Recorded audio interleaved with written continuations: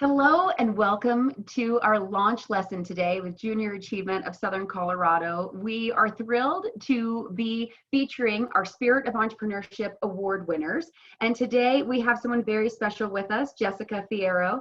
Jess is the head brewer and owner of Atrevida Brewing. And we are thrilled that she's here to join us today. She's got an entrepreneurial story that I think was unexpected and provided a journey that I'm looking forward to sharing with you and hopefully inspiring your own story as well. Jessica, the first thing I'd like to ask you is if you could share with us briefly, what your role is as head brewer. It sounds like a dream, but I'm sure there's a lot of science involved, it seems like. And I would just love to know more about how you got to where you're at. It sounded in your bio like your journey took a couple of steps before you got into this industry. Yes, thank you, Angie. Unexpected is probably the best description. By trade, before going into brewing, I was actually into hairstyling and barbering for many years, makeup artistry, doing fashion shows, all the glitz and glamour. My husband is actually prior military, and so through our military travels, we ended up in Germany in 2002, I believe.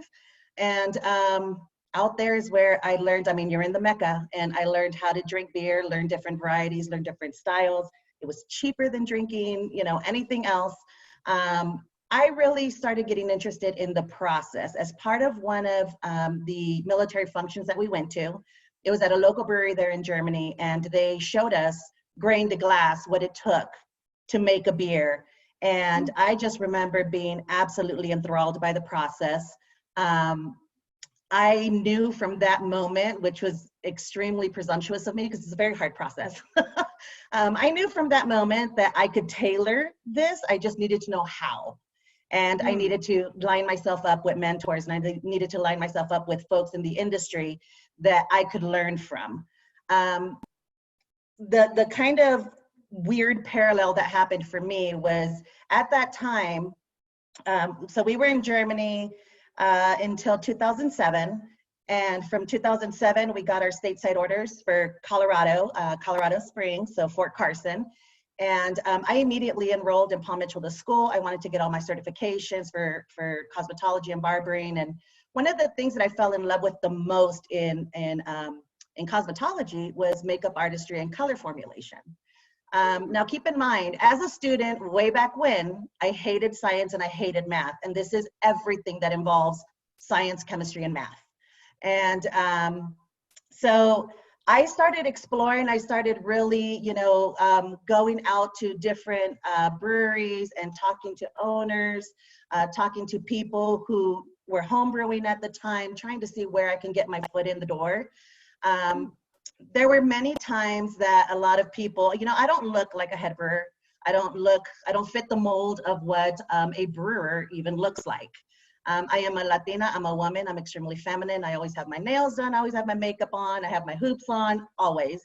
So it was kind of everything that people didn't think of when they thought of a brewer. Now going into the journey of what it took for me to actually make this happen and it come to fruition, that journey was difficult. It was very hard. I really credit a lot of it to the fact that I prepared early on. It took me probably about 5 years, I would say.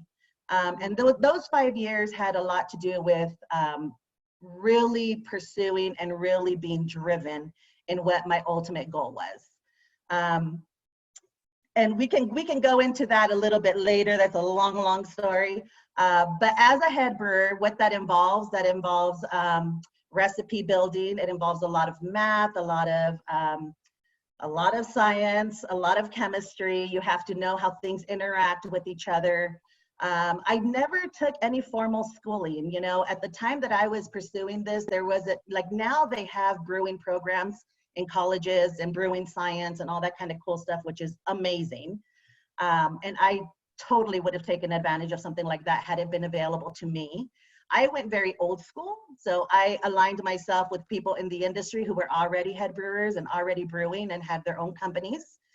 And I would just go and knock on their door, and, you know, I would bug them until they would let me come in and guest brew. And I had some heads kind of turn at me because they were like, you know, this isn't glitz and glamour. You get dirty and 95% of it is sanitation and work. And I said, yeah, I know, I'm ready. And so, you know, I had a few folks that took me on, and I was able to do some guest brewing. From there, I started aligning myself with women in the industry because that's where I really wanted to make a difference. And so I started aligning myself with women in the industry who were at any capacity in the industry. They could have been a server, they could have been a assistant brewer, you know, production. It didn't matter to me. If you had your foot in the door, you had some insight to things that I didn't have insight to and that I can learn from. So, I mean, that's kind of the story in short, leading up to me actually owning my own company. I love that you mentioned preparation, because at Junior Achievement, we want to inspire future entrepreneurs. But another thing we really talk about is preparation, because we want students to be prepared. We want them to understand there will be some expectations that won't be met. There will be some challenges they hadn't thought of. You know, financially understanding the budgeting process and being financial literate is so important as a business owner. You talked about your motivation. I love that you were in Germany, and it's almost as though if someone were to say, what inspired you to be a brewer? Well, I lived in Germany, and you could almost stop there, because you get you get where that is. Well, you like wine? How did that happen? I lived in Italy. You know, you're immersed in culture, and so much of food and drink is part of that culture too. Tell us a little bit about how you were able to fund early on. Where did your capital come from? When you know, we talked a lot with our other entrepreneurship laureates too about perseverance. It sounds like that was a huge part of your journey, just not taking no for an answer, you know, pounding on more doors than you thought you might need to.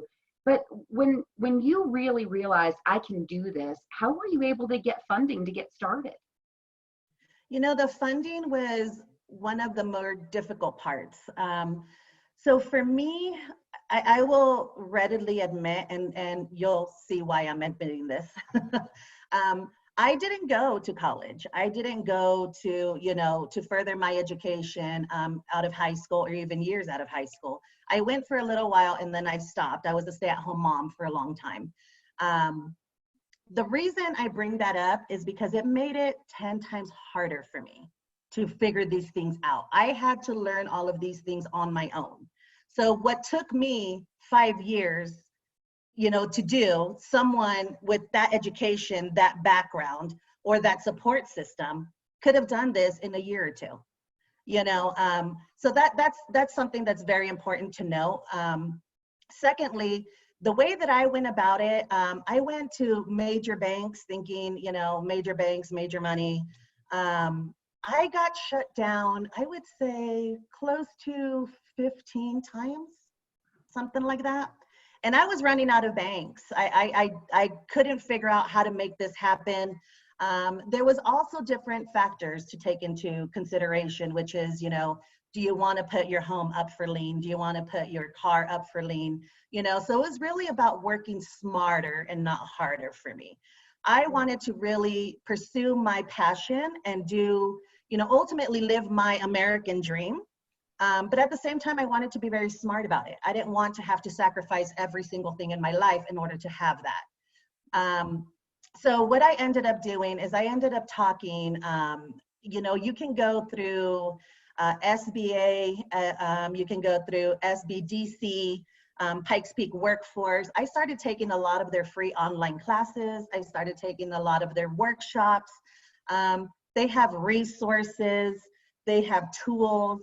And I really took full advantage of that. They will provide you free counselors that guide you. You know, you have to do the work. No one's going to do the work for you. No one wants your dream more than you do.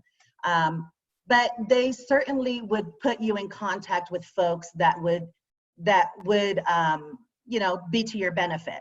And so for me, that was actually a key point. That was actually what led me to one of our local community banks, which is Bank of San Juan's. I met with one of their lenders, and I just went in, like, at that point I was a little bit defeated, I won't lie. I was like, here we go again. And so I go in, I do my pitch, and by this time the pitch is just on. You know what you want to say. And I knew the points that I had to drive. I knew how, I came in with my business plan, and that's another part of it, is being very, very prepared when you come in. You can't come in and just expect something. That's never going to happen. These people are lending you a lot of money. So you need to prove to them how, where this money is going to be spent, how this money is going to be spent, and how it's, how everything's going to be utilized, and how it becomes the big picture, right? And these are all things that I had to learn on my own. And I really had to, that's part of that drive and tenacity, and there were many days that I would just sit on my couch and just cry out of frustration and, oh my God, I don't even want this anymore. I'm working way too hard for it. And I don't even know if at the end of the day I'm going to get it. But, I'd sit in my pity pool for a second, and then I'd get right back up and get right back to work. So for me, it really came down to the local banks work a lot with you. I was able to get terrific rates. I was able to get my full loan. But like I said, that was probably about the 15th, 16th time that I was giving my pitch to try and get funding. I love that. Another common theme that we've heard is from our two female award winners. Heather Bryan from the Roaring Fork Valley was going to get a loan, and she was trying to build an engraving machine, and the bank actually told her, Jess, sorry, women in technology is not a good investment right now. And it was 5 years ago. It was 5 years ago that she heard that. So I think, it's critically important for our students today to understand that business plan, that preparation, and knowing that I wrote down, no one wants your dream more than you do. And I want that as a poster on my wall, and I want to put it on I have daughters, so I want to put a poster on their wall too. No one wants your dream more than you do. So you have to be the person that's working hardest for it. And that's evident in these stories of going and trying to share your story and give your pitch. And then people are like, and you walk out and you're still as motivated as you were when you walked in. You just have to find that right person, right? You have to find the right people. That's right. And what's funny, that story is extremely relatable to me. When I was sitting down and I had to do a pitch, and they had a panel, it was one of the bigger banks. And so I was sitting down with an SBA officer and the lending officer, and it was the president of the bank, actually. And they wanted to hear my pitch. And so I went in, and I was really confident going in, and all of a sudden, all three were male. And they said, well, how much do you know about this industry? Okay, so tell me about this beer. Tell me about that beer. So it didn't even become about the funding. It became more a quiz on, do you know beer? You're a woman, and that was the feeling that I got from it. I'm a Latina. I'm very, very feisty. I'm thick-skinned. And so I'm able to give it back as quick as I'm able to take it. But not everyone is like that. And that's the reason that I'm in the industry at the level, as being a head brewer and an owner and a woman, is because I want to be able to speak to those tones. I think all of us are equally capable of doing everything and anything in any industry. Oh, equally capable. Another great line. Each of us is equally capable. Tell me about your mentors. Who did you look to when you were having those moments where you felt like, is this even worth it? How did you get up the next day, get going? Were there people who supported you along the way? So my first and number one fan was always my husband. I think he had a lot to do with pushing me. There were a lot of times where I could feel my attitude getting in the way. I could feel that, teenage Jess wanted to come out and say a few words, and it's when you're going in and you really want to make something happen, you have to have a little bit of a paradigm shift when it comes to knowing how to talk, or knowing your audience, period, right? I think we all have thresholds, we all have limits, and it's really learning to control those things and knowing how to speak in a way that people will listen to you and you won't even have to raise your voice. For me, when I started looking into my mentors, like I said, I was knocking on several doors. There was a lot of people that would say, oh yeah, for sure, you can come in, you can brew. But there was never any follow through. They stopped answering my emails, or they wouldn't come out when I was there. And then finally, there was a gentleman at a local brewery here in the Springs.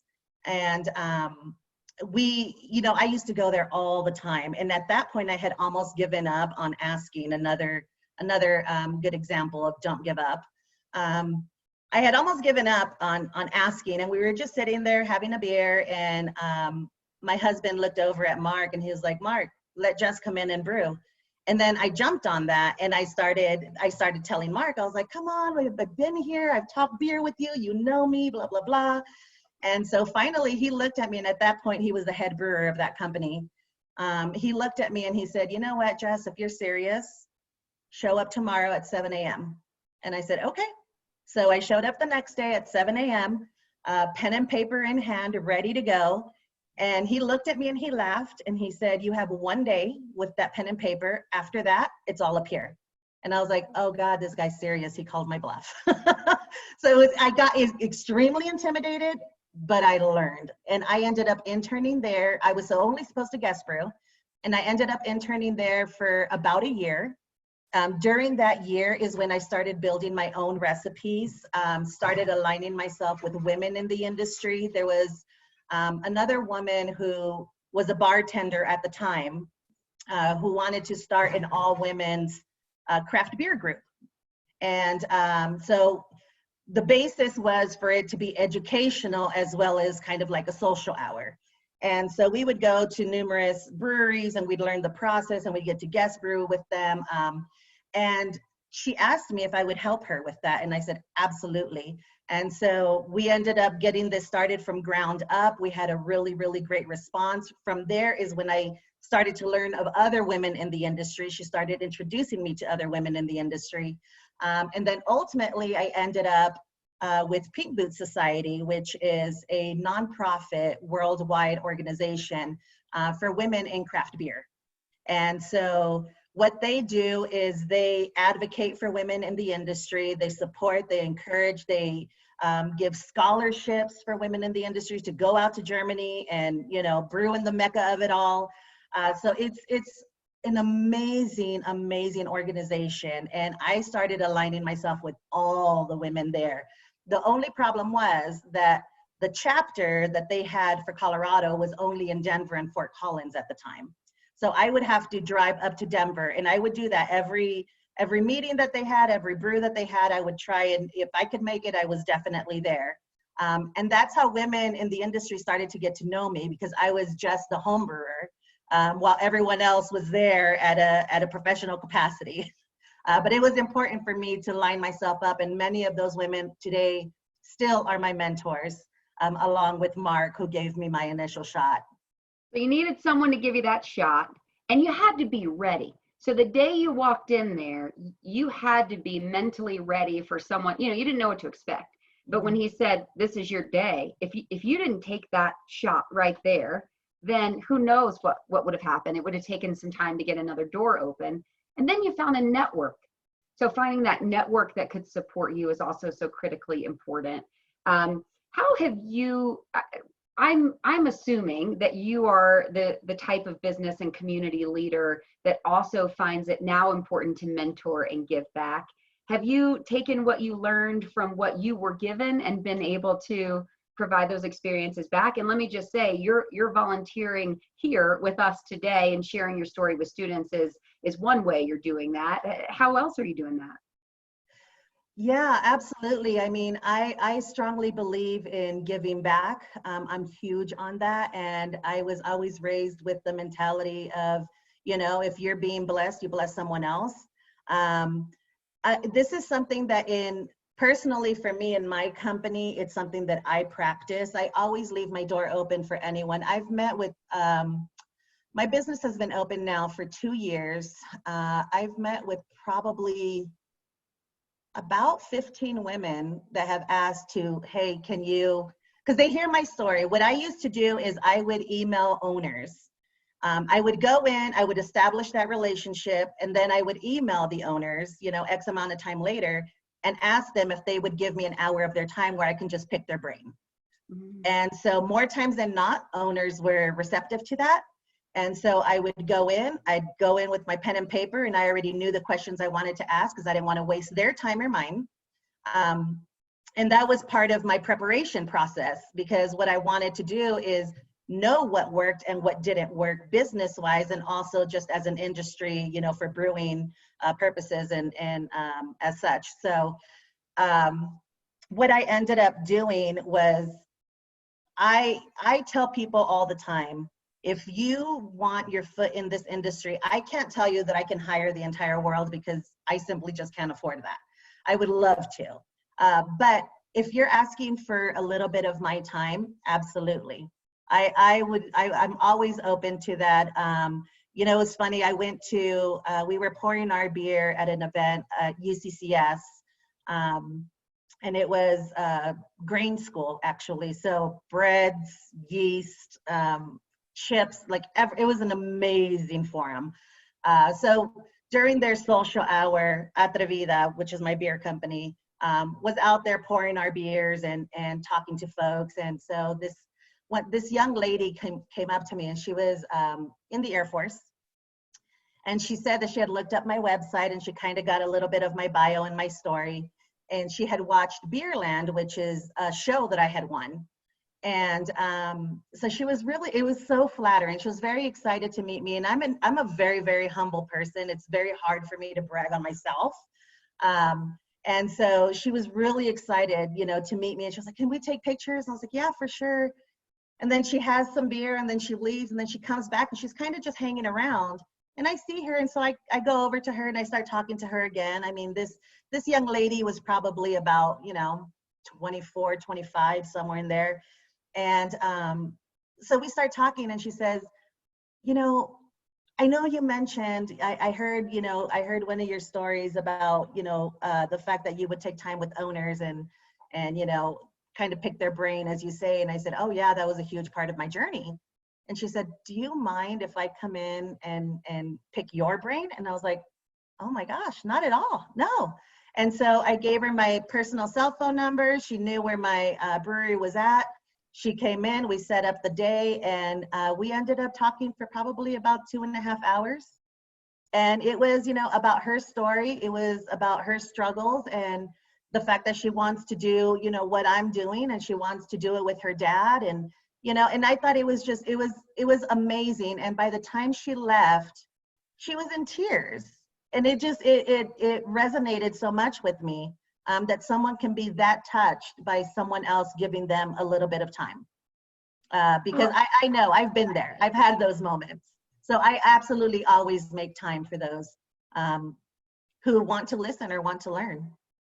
Jess, that touches my heart so much. And just, you know, thinking about that and that moment, and how you're able to reach people. And a lot of times with celebrities, you know, I've often said, just in passing, like, it's not hard to, you know, you take 10 seconds and you just made someone's whole year. So it doesn't feel like it's hard. I'm sure it's hard to be on all the time, but you took this time first to invest, show someone they were worthy, and it means the world to this one person. Tell us about the TV show. So when did they find you? Did you find them? Were you nervous at all about being on the show, and how it would, you know, how, you know, we all watch the TV shows, right? And we're never sure, are we going to be the one that they are making fun of, or are we going to be the one that wins this thing, and then, you know, we're set for life, right? And in your case, you won the thing. And it provided this opportunity and platform for you, I think, which gives enormous credibility. And it's so fun for people to see you. Tell us about that journey, and what went through your mind when you thought about, should I do this show? I mean, what should I do? Yeah, tell me about it. You know, that was an absolute whirlwind. I actually landed on the show on accident. And this is where aligning yourself with people in the industry, everything kind of starts to domino effect in ways that you would have never thought would happen. And this is one of those times for me. I was actually involved with an all-women's collaboration brew up in Denver with a nonprofit group called Making Noise.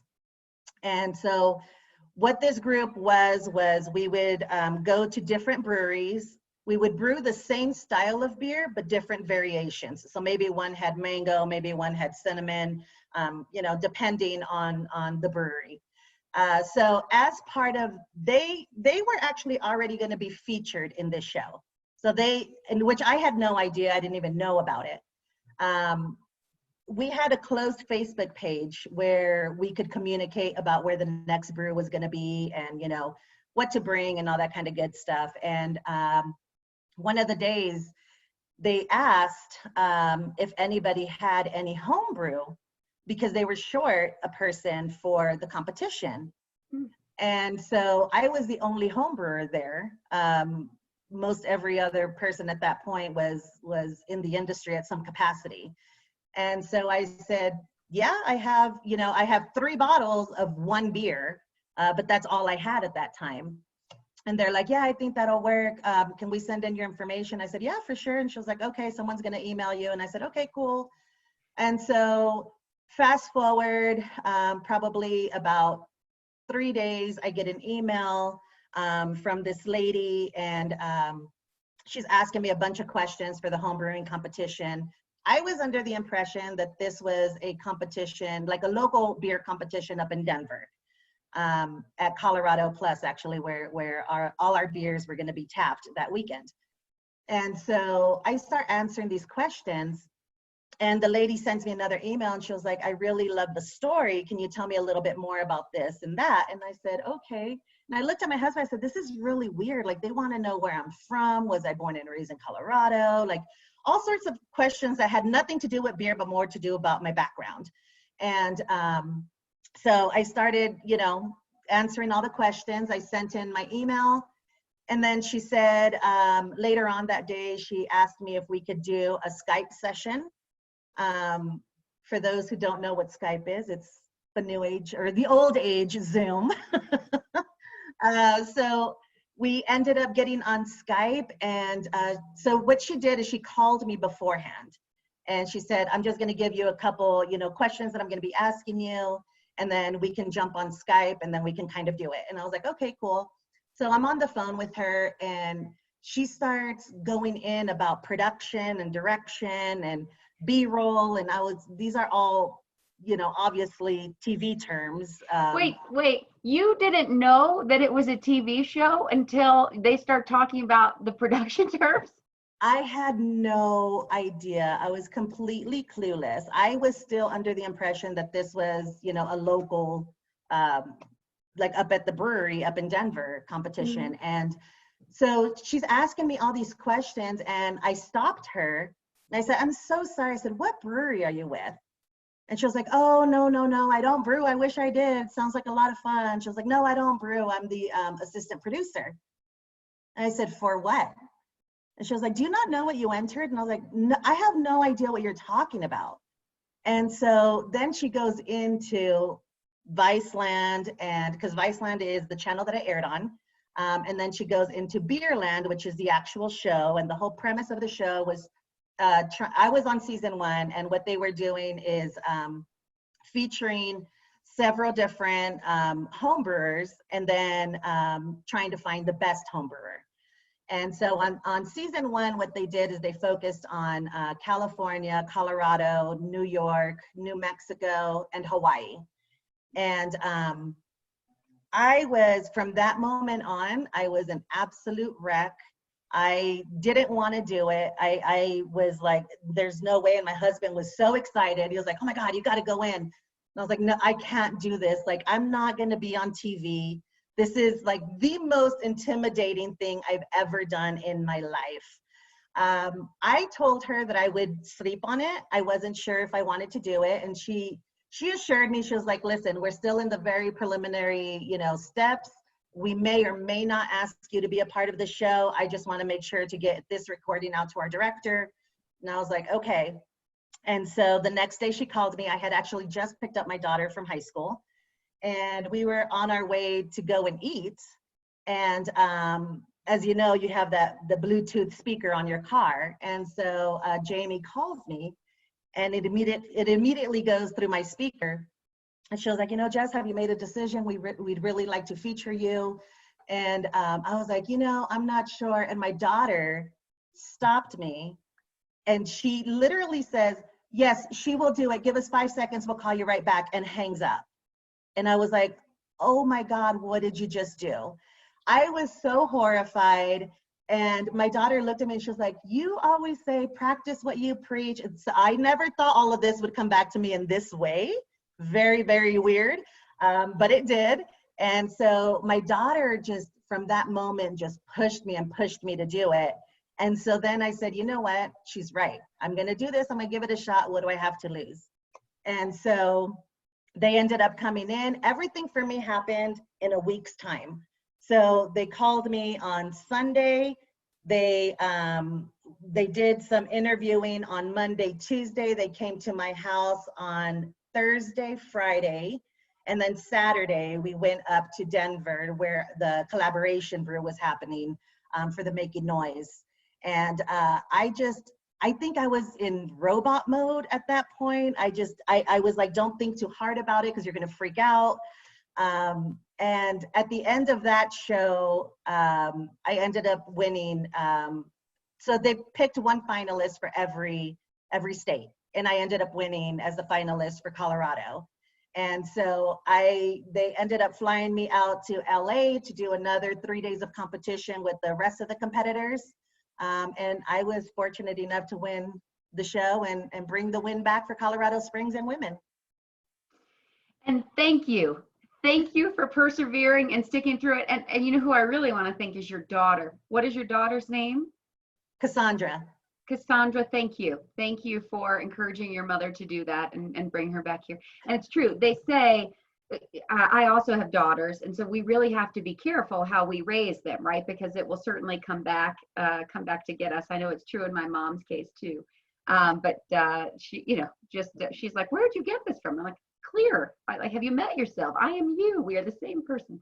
But I think that's truly inspiring. And were you shocked? I mean, when you went to California, the idea of winning the whole thing, I mean, you seem to have so much humility about your work. You're also proud of your work, but you also have humility. I mean, how did you react when you found out you'd won? Oh my gosh, I was an absolute mess. There were so many things that were going on at that time. So Atrevida Beer Company is actually my third luck charm. I tried twice before to open, and it just didn't go through for whatever reason. Life has a very funny way of you know, knowing timing better than we do. And I firmly believe that, and I'm testimony to that to this day. At the time that I was going through the show, my mom had been diagnosed with breast cancer about 6 months prior to. And the night of the show, I almost actually didn't go on the show because the night before, I'm originally from San Diego, California. And I was already in LA because I was going to be on the show for the next 3 days. And the night before the first taping, my mom was having her surgery, her mastectomy. And I just remember, like, there's no way that I can leave her. I come from a very close, tight-knit family. And so I waited and waited, and I finally called the producer and I said, hey, listen, I can't go, you know, because they already had my hotel and everything. And I said, I can't go until my mom wakes up and she has her first, you know, meal. And I see that she's doing okay. But until then, I can't make it over there. And they were extremely helpful and just, you know, whatever you need, Jess, take your time. If you can't make it, it's okay. We can figure things out. And I said, okay, perfect. And they said, you know, I don't care what time it is, text me and just let me know. It can be 3, 4 o'clock in the morning. It doesn't matter. Just text me and let me know. And I said, okay, perfect. So my mom gets out of her surgery. We're all sitting in her hospital room. You know, she's a little loopy, right, from the medication, and she's getting her first meal. And so I had bent over to give my mom a kiss on her forehead. And she looked at me and she said, what are you doing here? And I was like, I'm on my way. I'm going to leave right now, because she knew that I was doing the competition. And she looked at me and she goes, Mija, you go and you give them hell. And I was like, oh, that's all I needed. That was my motivation. That was my inspiration. I knew that, you know, this was bigger than just me. It's bigger than just beer. I'm speaking to a message. You know, when you come into my brewery, the first thing you're going to see right on top of the door is diversity. It's on tap. You know, these are things for me that everything for me has to have a meaning. There has to be purpose behind it. What am I doing outside of just beer? And those are the things that are going to make it different for you. You know, coming out of the show, I got on them so bad because they did that tight camera shot with just my face and all the double chins in the world. And I was just bawling. And, you know, and I went back and I looked at it and I was like, oh my God, people are going to be like, okay, it's just beer, calm down. But there was so many things that was behind that feeling. You know, it was a lot of inspiration, a lot of motivation. The beer that I went with was actually a tribute beer to my grandmother. And it happened to be right on the 1-year anniversary of her passing. You know, so there was so many emotions. So I was an absolute wreck, to answer your question. That's beautiful. I've heard you say so many wise things so far. You know, no one wants your dream more than you do. I love that. You know, everyone is equally capable. Diversity, it's on tap. That's your theme. Tell me more about why that means so much to you for your business. You know, in the craft beer community, or I should say industry, not community, but my husband and I are huge, you know, prior to all of this, owning our business, huge craft beer connoisseurs. Most everyone and anyone knew us in the community because we would frequent a lot of places. We'd go to all the beer fests. And one thing that I would notice is that there wasn't a lot of people of color. We were usually one of the very few Latinos there. I would not see a whole lot of African-American people there. It struck a note with me. And the minute it struck a note with me was when we went to a brewery and they were trying to tell a story about, you know, the people behind the bar were trying to explain Jess and Rich to, you know, a customer. And they're like, oh, you have to know Jess and Rich. They're everywhere. They're, you know, everybody knows them. And they didn't use Jess and Rich. They said the Mexican couple. And that struck a note with me. And I said, you know what? First of all, we come from, our culture is a party culture. When we do things, we do it big, you know, and we are loud and proud about our culture. And I didn't see a lot of women in the industry in prevalent roles. There isn't a lot of women owners. There isn't a lot of women head brewers, for sure there's not that. There isn't a lot of Latinas in this culture. There isn't a lot of African-American people in this culture. Anyone, you know, any people of color in this culture. And if there is, our journey is gonna be completely different than someone else's. And that was made evident to me through my journey. And when I talk to other women in this industry, my you know, diversity, it's on tap, is about inclusion and kind of speaking back to what I said earlier, which we're all equally capable. You know, I tend to speak more on the positive things than I do on the negative things. Have I been, you know, through negative things through this journey? Absolutely, yes, I have. What's great about having that as my tagline is when people come in and they want to, I've had people straight up ask me, so what is diversity? Is it a problem, you know, in the craft beer community? And I said, no, it's a problem worldwide, actually, and nationwide, countrywide. I said, however, in the craft beer community, absolutely, it's a problem. But what I do is I don't sit there and I don't debate them. I don't sit there and I don't turn it into a political, you know, it's not a political statement. For me, it's a teachable moment. Let me share my culture with you, and then you can share your culture with me. I'm just as open to hearing about you and your culture as, you know, as you might be to hear about me and my culture. I do a lot of that through my beers as well. I have a beer called Boricua. Boricua is a term of endearment. for Puerto Rican people. I have a lot of Puerto Rican friends. This beer is very tropical, very fruity, very citrusy, very, you know, kind of dances on your tongue. And when I built this recipe and I tasted the beer, I said, oh my God, this reminds me of like Puerto Rico, somewhere very tropical, very, you know, lively. And when I did this, folks would come in and they didn't know how to pronounce it. They would look at me and just say, hey, I'll just do the Belgian blonde. And I was like, oh, Boricua. And then, oh, what does that mean? And now it becomes a teachable moment. Oh, well, this is what Boricua is. For my 1-year anniversary, I did an all women's series as my 1-year tribute. And so I did, I made a beer for Dolores Huerta. I made a beer for Malala. I made a beer for Dorothy Height. I made a beer for Valia Tereshkova. We also had a huge, so it was a six series beer, and it was all women who have paved the way for us. And again, it becomes a teachable moment. Well, who's Dorothy Height? Who's Dolores Huerta? You know, and so then we're able to speak on these things. You know, for Juneteenth, we did an entire ceremony at my brewery, and I have a Juneteenth beer, you know, celebrating, and not even, it's because it's not a celebration per se, but it's an acknowledgement.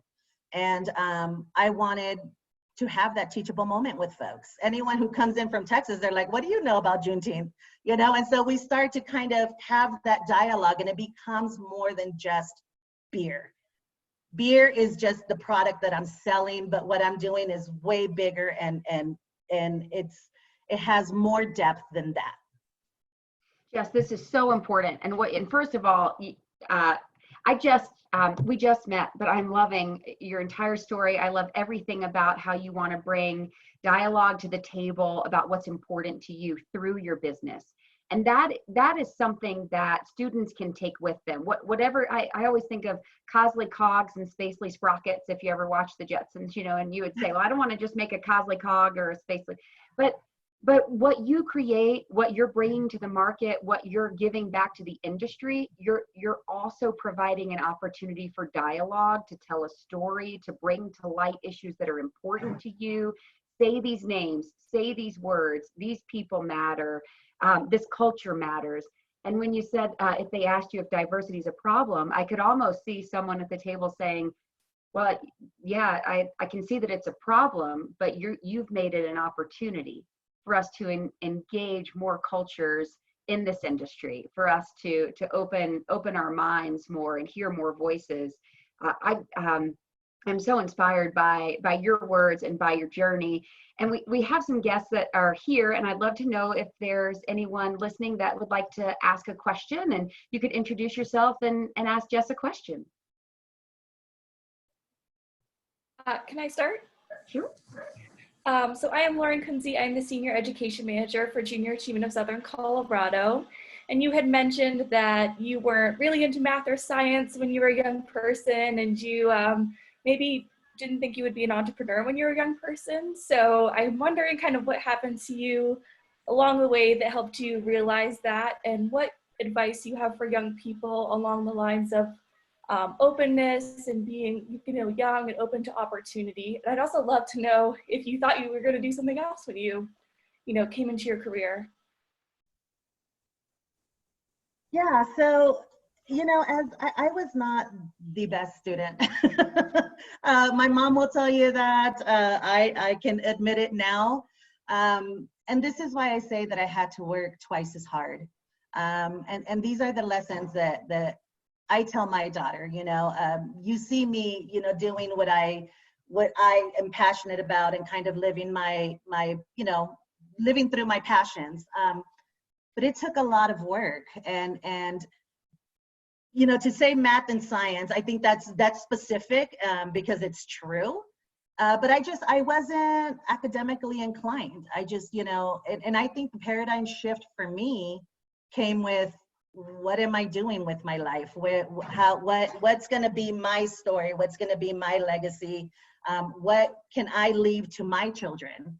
You know, and I think that, you know, a lot of times that comes with maturity, that comes with experience, that comes with you know, where we are in our lives at that point in time, I just knew that I wanted to be able to give back to my family in a different way. And for me, initially, that was, you know, going into cosmetology and barbering and makeup artistry, which I still am very passionate about and I still love. But it became more than that. It became really just living with a purpose. And, you know, I always tell my daughter, and then I tell my son the same thing, you know, you can't just say pretty words. You have to have action behind it. You can't just say, oh, I wish this. Well, what are we gonna do to make that happen? You know, how are we gonna be able to make a little bit, even if it's a little bit of a difference, everyone at their own pace. You know, not everything's gonna happen grandiose at that moment. You're gonna have to take little steps, and those little steps are gonna web out into other little steps. And for me, it was just one of those moments where I was like, I really want to make a difference in this industry, and I think that I can make a difference in this industry. And that came a little later on in life for me. My first, you know, my first thing, just because we were, you know, we were in the military and we were always traveling and all that kind of good stuff. For me, it was being a stay-at-home mom. Culturally, it's like, you know, you have to take care of your own kid, and that's what I did. And I knew that I wasn't going to be able to start this until both my kids were out of school, so that I could give it my 100%, because at the end of the day, my family is going to be my priority. So. Thank you, Jess. Any other questions? Yes, Jess, I do have a question for you. My name is Gina Turner. I'm a teacher with District 11. I teach high school students. I teach English, and I also teach AVID, which is Advancement via Individual Determination. And we're so thankful for junior achievement and volunteers like you. And I admire you in so many ways, because your story speaks exactly what we hope to reach out and teach our students about, how to keep persevering. I would beg to differ that you're not academically inclined. I mean, you've learned so many things and you've worked so hard, and that makes the best students. So my question really is, how important do you think it is for us as educators to bring people like you into our classrooms, bring your stories into our classrooms, so that our students see real world combined with what we're asking them to do with an academic curriculum? That's a terrific question. I have a lot of educators in my family. I think having someone that is relatable in real time, in real life, in real world, giving you a real story and not the fluffed up version, you know, of what they've been through or what they're going through. You know, when I sit down and I talk to these women and men about my journey, and, you know, like I said, I try and focus on the positive. But when I sit down with these one-on-ones, I want them to know the real story. I want them to know the truth behind it. I want them to be prepared in the event that they have to go through something like that. In my personal case, for me, it's extremely important to speak to women. It's extremely important to speak to the younger generation. It's extremely important for me to speak to people of color, people that don't think, you know, you can have students in your class today that are like, oh my God, you know, I'm barely gonna make it through high school. How am I gonna be able to do this? That was me. That was exactly who I am. And it's who I was, you know. You can make things happen. You would be surprised at the drive and tenacity that you never knew you had, and you tap into simply because you want something and you're that passionate about it. And having someone that's able to speak at any age. I mean, I had actually a group of teachers that went over to my brewery, and they asked if my daughter would speak to their class. And I was like, oh, I'm not sure if she will. She's a little shy, you know. But the whole point was, she's relatable. She's relatable. She's young. She's, you know, right now my daughter's not in college. And I told her, I said, you don't have to have your entire life figured out, but you do have to have a goal. You do have to have something you're working toward. You can't just sit at home on the couch. You have to continuously search for what moves you. If you would have told me 10 years ago that beer was going to be that for me, I would have said absolutely no. I didn't even like beer. That's the funny part of my entire story is I hated beer. What I knew of beer was what my dad drank way back when. As an adult, I loved wine. Wine was my drink of choice. So, you know, you just don't know where life is going to take you and the timing and everything else, but being able to have somebody that looks like me speak to me and be able to relate to me, you know. And now I'm looking at that person, I'm going, yeah, I can do this. Let me go and talk to her. Maybe she has, you know, some advice for me. Maybe she can shoot me in somebody's, you know, direction that can help me. Maybe she can be my mentor. Maybe she's just a sounding board, you know. But these are all possibilities that come from one person making themselves available to other people and sharing their stories. Jess, those are beautiful points. And the fact that even when you've made it, even when you feel that you've accomplished, you know, the goal that you'd set out to meet, it's never too late to still have those mentors in your life. And it's never too late to be willing to accept having a mentorship and having someone provide feedback and advice and guidance for you. So it's important in the beginning to have those people that'll open doors for you and to have those mentors that can tell you can do it. And it's important later so that you can also continue to evolve, continue every day to be your best at what you're doing. And I can see that matters to you as well. Absolutely. You know, I still speak to my mentor that gave me my first shot. We still sit down and we talk beer and we talk business and we talk plumbing and recipes and all the kind of good stuff. And I still get new mentors. I think that should not be an end-all sale. You should always be looking for new opportunities and always be looking for where you can learn, and education has to be consistently going. It's an ongoing thing. Even when you don't think you're learning, you're learning. I can sit down with a group of 10 people and walk out with 10 new things that I learned that night.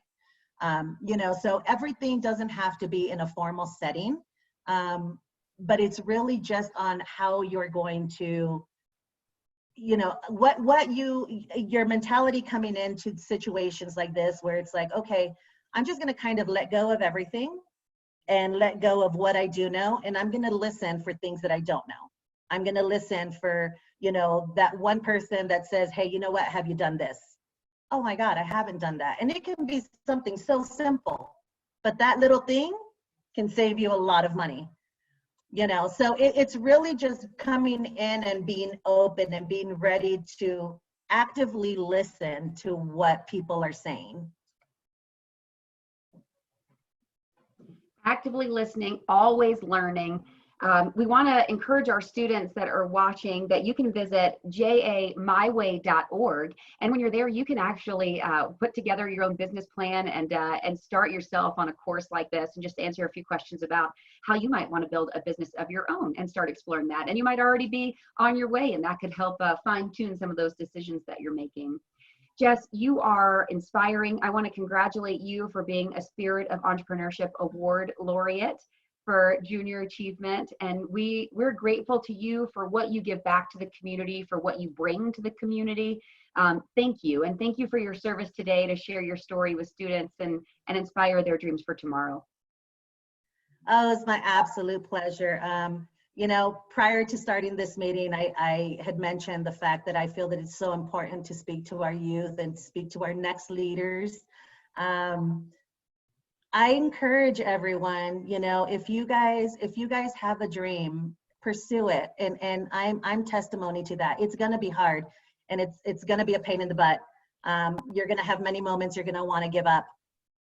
And this is something that my mom always told me, you have one day in your pity pool. After that, you get back up and you keep going. And that has resonated with me 40 years later. Keep going, keep driving, use these tools, Angie just gave you the website for JMY Way. Use those, use your resources. There's a lot of classes, workshops out there that you can take advantage of that are absolutely free. And do it quickly, surround yourself with people who are gonna support you, who are gonna encourage you, people who are of like mind, have goals, have drive. These people are gonna push you. And if they're not pushing you, you're probably gonna be pushing them. I encourage everyone to get out there and really, truly pursue what you guys wanna do. And if you guys would like to come in, my place is a family-oriented place. But if you'd like to come in with your parents and sit down and talk to me at Atrevida Beer Company, feel free. I have my email out there, so you guys are always welcome to reach out to me. Jess, congratulations. We appreciate you. We're grateful for all that you do, and thank you so much. Thank you.